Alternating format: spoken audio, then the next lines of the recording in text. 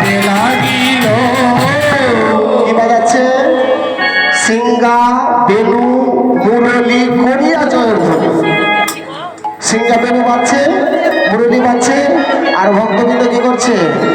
জয়ধ্বনি দিচ্ছে। তো জয়ধ্বনি দিয়েছেন আপনারা? ভুলে গেছেন শুনতে শুনতে, মানে বিস্মরণ হয়েছে। হরি নাম এমনই বস্তু, সব কিছু ভুলাই দেয়। তাই জয় দাও, জয় দাও, জয় দাও জয় দাও, জয় দাও জয় দাও, জয় দাও জয় দাও।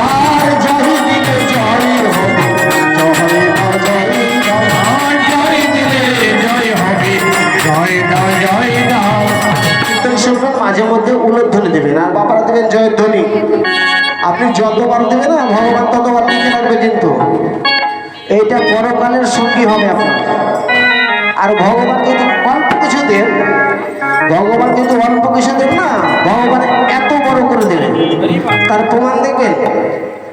তার প্রমাণ, দ্রৌপদীর নাম শুনেছেন? দ্রৌপদী শুনেছেন নাম? পঞ্চ পাণ্ডবের একটা স্ত্রী, পাঁচটা পুরুষের একটা স্ত্রী, অথচ সে সতী সাবিত্রী। সে সতী নারী।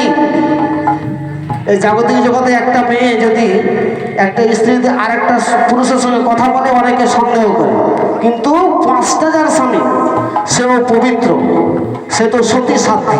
তো সেই দ্রৌপদী ভগবানকে এতটুকু, মানে আধাত কাপড় গোবিন্দের আঙ্গুলে জড়াই দিয়েছিল। মানে গোবিন্দের আঙ্গুল কেটে গেছিল, তাই জড়াই দিয়েছিল। তো ভগবান বলেছিল যে দ্রৌপদী, তুমি আমাকে যে আধাত কাপড় আমাকে দিলে, যদি তুমি কোনোদিন বিপদে পড়ো, আমি তোমাকে হাজার হাজার গজ কাপড় সেদিন দেব। তো শুনেছেন দ্রৌপদীকে দিয়েছিল ভগবান? যেদিন বস্ত্রহরণ করেছিল দ্রৌপদীর, দ্রৌপদী যেদিন সবার মাঝে বস্ত্রহরণ করেছিল, তখন আধাত কাপড় দিয়েছিল কি গোবিন্দ? হাজার হাজার গজ কাপড়। দুঃশাসন যত কাপড় টানে, যত বস্ত্র টানে, গোবিন্দ তত বস্ত্র দিতে থাকে। তো উলধ্বনি একটু দিবেন ভগবানের নামে, এই উলধ্বনি ভগবান আপনাকে পরিপূর্ণ করে দেবে, পরিপূর্ণ। এটাই নয় হরি হরি বল। তাই সিঙ্গা বেনু মুরলি, ওই যে মুরলি, ওই যে মাসি বলছিল কবি, আমি ইশারা করলাম। কয়টা মাসি বলেছিলাম? কয়টা বলেছি?